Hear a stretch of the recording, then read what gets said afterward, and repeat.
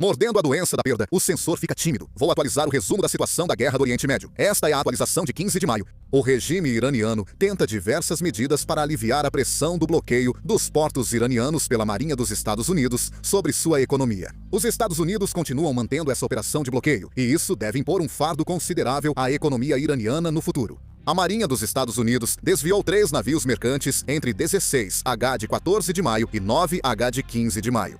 O Comando Central dos Estados Unidos informou que, desde 13 de abril, 75 navios mercantes foram desviados, sendo que 4 tiveram operações interrompidas. O regime iraniano, ao mesmo tempo, está tomando medidas para preservar recursos econômicos essenciais, como moeda estrangeira e matérias-primas, tentando acalmar a população diante da possível escassez de suprimentos que pode ocorrer no futuro.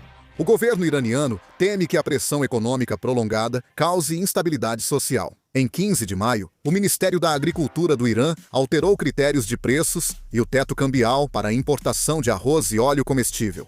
Isso é interpretado como uma medida para evitar a escassez de alimentos e um grande aumento nos preços. Além disso, a maior empresa siderúrgica do Irã, Mobaraken, afirmou em um comunicado no dia 15 de maio, por meio de um representante da companhia, que não há problemas no fornecimento de aço dentro do Irã.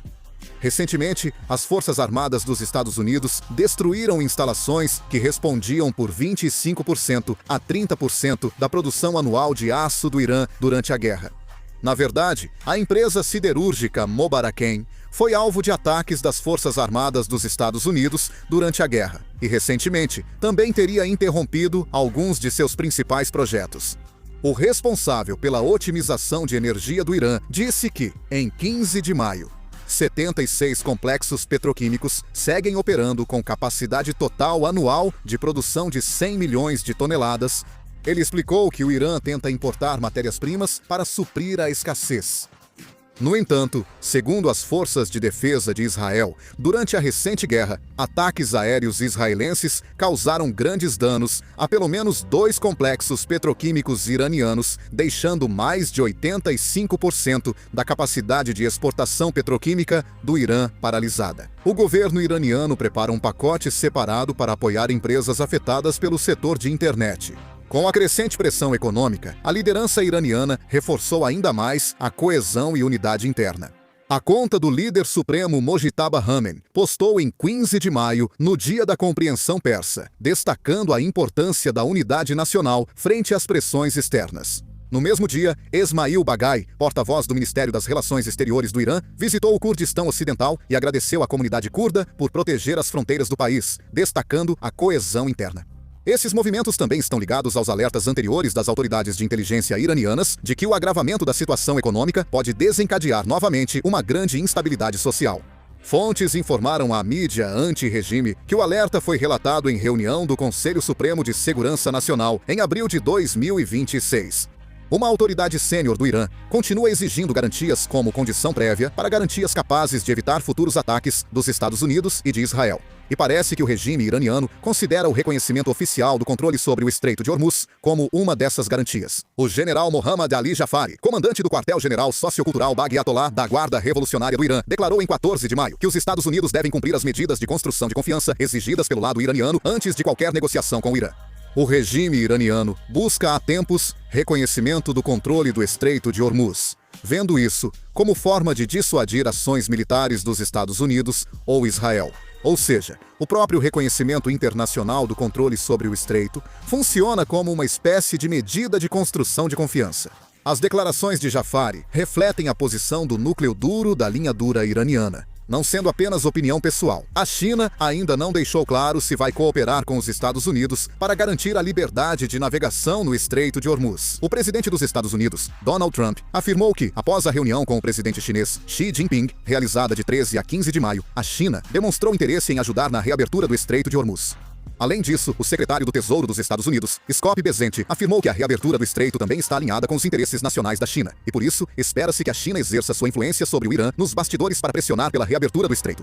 No entanto, nos comunicados oficiais da China e nos briefings relacionados à cúpula, a questão do Irã não foi destacada de forma significativa, tendo sido apenas repetida a posição tradicional, sem grandes mudanças em relação ao passado.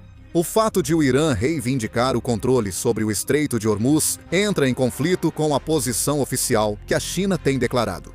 O embaixador da China na ONU, Fu Cong, destacou em abril que é preciso garantir a segurança das rotas marítimas. Ele acrescentou que a China não apoia ataques do Irã contra países do Golfo ou o bloqueio do Estreito de Hormuz, e expressou esperança de que a navegação normal seja retomada o mais rápido possível. A China percebe que, se o Irã controlar o estreito, seu comércio e transporte de energia ficarão ainda mais dependentes do Irã, além de poder deixar um precedente negativo para o direito internacional do mar e para o princípio da liberdade de navegação. Por ora, a China não parece disposta a agir diretamente ou intervir para reabrir o estreito e garantir a segurança. O Irã pode ter deixado de lado medidas mais rígidas, como cobrar pedágio para estimular a cooperação de países como a China e conseguir reconhecimento pelo controle do Estreito de Hormuz. As autoridades iranianas vinham enfatizando continuamente que poderiam cobrar pedágio dos navios que atravessam o estreito, mas o primeiro anúncio oficial de uma cobrança efetiva do pedágio foi em 23 de abril. Depois disso, o Irã isentou países considerados amigos, como Iraque, Paquistão e Malásia, do pagamento do pedágio, o que indica que, no momento, o Irã prioriza obter reconhecimento internacional sobre o controle do Estreito de Hormuz, mais do que simplesmente garantir receita. A China expressou claramente sua oposição ao próprio sistema de pedágio, mas relatos indicam que os navios chineses ainda estão atravessando o Estreito de Hormuz pelas rotas aprovadas pelo Irã. Ainda não se sabe se esses navios pagaram o pedágio. É possível que o Irã esteja calculando que, ao aliviar algumas medidas que podem provocar reações sensíveis da comunidade internacional, como o pedágio, mais países aceitem os procedimentos e regulamentos iranianos e, consequentemente, fortaleçam a autoridade do Irã sobre o Estreito de Hormuz. No entanto, há apontamentos de que, independentemente da cobrança do pedágio, o reconhecimento, mesmo que parcial, pela comunidade internacional da autoridade do Irã sobre o estreito, pode causar um retrocesso muito negativo para o sistema de navegação marítima mundial. Até o momento, as autoridades iranianas mantêm a posição de que não têm nenhuma intenção de abrir mão do controle sobre o Estreito de Hormuz. O lado iraniano afirma que irá manter o estreito aberto, mas ao mesmo tempo mantém a posição de que continuará tendo o direito de autorizar e regular a passagem de navios. Isso indica que o Irã pode, a qualquer momento, restringir arbitrariamente o transporte marítimo internacional e, se necessário, até atacar navios civis de países específicos, conforme algumas análises. Arbeid anunciou em 10 de maio que vai acelerar a ampliação para dobrar a capacidade de exportação de petróleo em Fujairah para contornar o Estreito de Hormuz e diminuir sua vulnerabilidade estratégica. O príncipe herdeiro de Abu Dhabi, Sheikh Khalid bin Mohammed bin Zayed Al Nahyan, mandou que a estatal ADNOC acelere o projeto do oleoduto leste-oeste. Após a conclusão do projeto, até 2027, a capacidade de exportação de petróleo dos Emirados Árabes Unidos por Fujairah chegará a até 3.600.000 barris por dia. Isso acrescenta 1.800.000 barris por dia à capacidade de exportação por Fujairah. Hoje, os Emirados Árabes Unidos exportam cerca de 1,8 milhão de barris por dia pelo Estreito de Hormuz.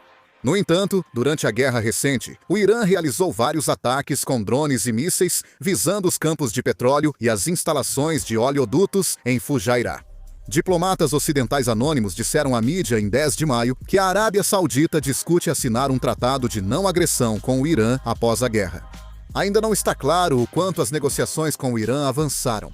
Apesar de afirmar mirar ativos militares dos Estados Unidos, o Irã tem atacado repetidamente a infraestrutura civil dos países do Golfo.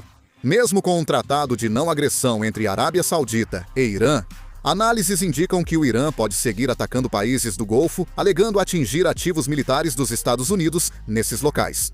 Parece que os Emirados Árabes Unidos impediram a divulgação de uma declaração conjunta que o Irã tentou promover na reunião dos ministros das Relações Exteriores do BRICS. Essa declaração supostamente continha condenação à guerra dos Estados Unidos e de Israel contra o Irã. Um representante da Índia, que sediou a reunião, explicou que a declaração conjunta não foi aprovada devido a diferenças de opinião entre alguns países membros, o que está sendo interpretado como uma indicação de que os Emirados Árabes Unidos impediram a adoção da declaração. O ministro das Relações Exteriores do Irã, Abbas Araghchi, disse que alguns países bloquearam acordos sobre trechos da declaração, ressaltando que as ações militares do Irã miraram apenas bases americanas.